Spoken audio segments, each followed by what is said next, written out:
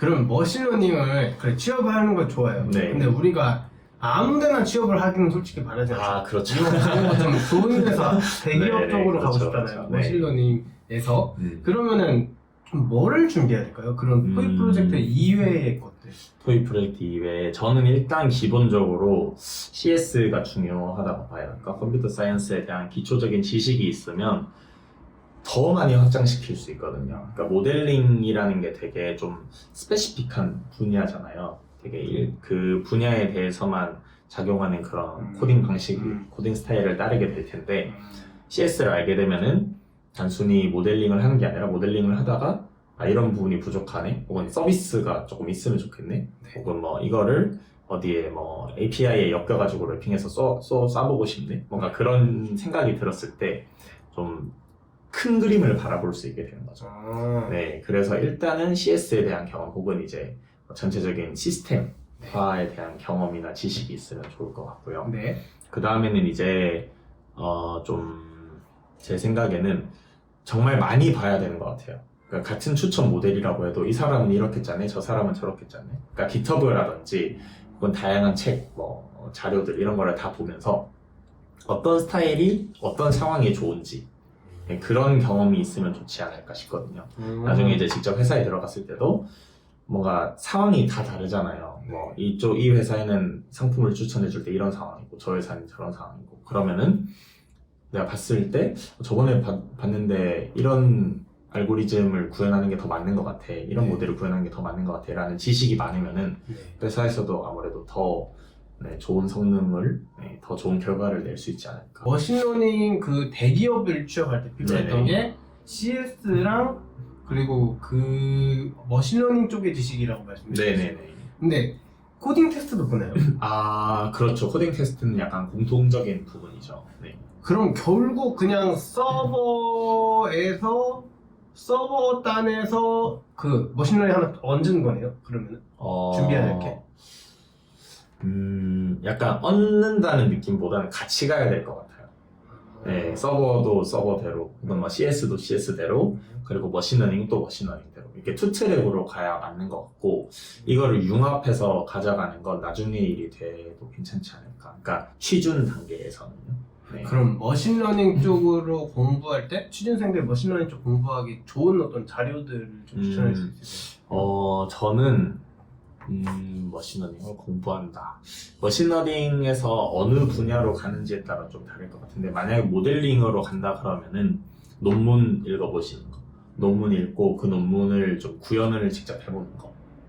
네, 근데 이게 사실은 처음엔 되게 어려우실 수 있어요. 왜냐하면은 일단 영어잖아요, 대부분. 네, 그리고 그 안에서 어떤 용어가 어떤 의미를 가지고 있는지도 파악하기 어려울 수 있고, 그래서 사실 석사 과정이 조금 필요하다고 생각한 건데, 그걸 도움을 줄 수 있는 사람이 필요해요.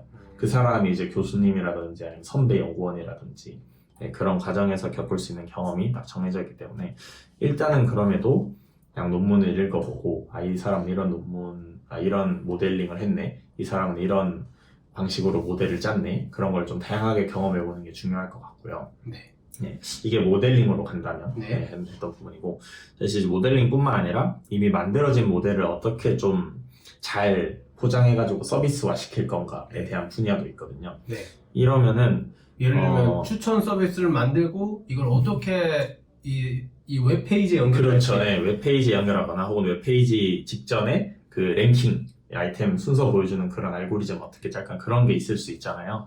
그러면은 사실 이게 되게 좀 발전하기 시작한 지 얼마 안 된 분야라서 좀 MLOps라고 그러거든요. 네, 그런 거에 대한 미덕이 되게 많아요. 좀 세계적으로 행사도 많이 하고, 찾아보시면은 뭐 그런 커뮤니티도 많고, 슬랙에서 서로 정보 공유하는 것도 많고 그렇기 때문에 그런데 적극적으로 가입을 해가지고 정보를 본다든지, 혹은 이제 각 대기업에서 자신들이 쓰고 있는 MLOps 방식을 많이 홍보를 해요. 넷플릭스도 그렇고, 뭐 넷플릭스랑 그냥 뭐 네이버 그런 데도 그렇고, 해외 기업 중에서도 뭐 명칭이 지금 기억이 안 나는데, 그런 아무튼 되게 유명한 곳들이 많은데, 호텔 그런 숙박 사이트 그런 곳에서도 하고 있고, 그런 곳에서 발표되는 공유되는 그런 정보들을 또 같이 확인을 해보시면 되게 도움이 되지 않을까 생각이 됩니다. 되게 파편화돼 있어서 일단은 영상 기반의 데이터를 먼저 찾아보시는 걸 추천드려요. 근데 이게 만약에 내가 그 머신러닝 중에 모델링 분야를 취업을 하고 싶어. 네. 근데 이게 되게 막막할 것 같아요. 그러니까 그 방금 말씀해 주셨던 게 논문 보면서 네네네. 그 코딩 하는 네, 것과 맞아요. 그리고 그런 발표하는 자료 같은 거 보면서 하는 게 좀 네네. 어떻게 보면은 어떤 결승점이 정해져 있는 게 아니잖아요. 그렇죠. 되게 홀로 달리는 느낌이 들 수 있죠. 그러면 제가 만약에 그걸 한다고 생각했을 때 뭐 앤드류용 교수님이 네네네. 그 강의를 다 봤어요. 네. 그러면은 그 다음에 그런 식으로 이제 그 논문 보면서 그 모델링을 한번 해보는. 네. 바로 들어가기는 좀 어렵고 일단은 그 기본 지식 가지고 네. 어느 정도 앤드류용 교수님 그 정도는 네. 기본 지식이 충분한가요?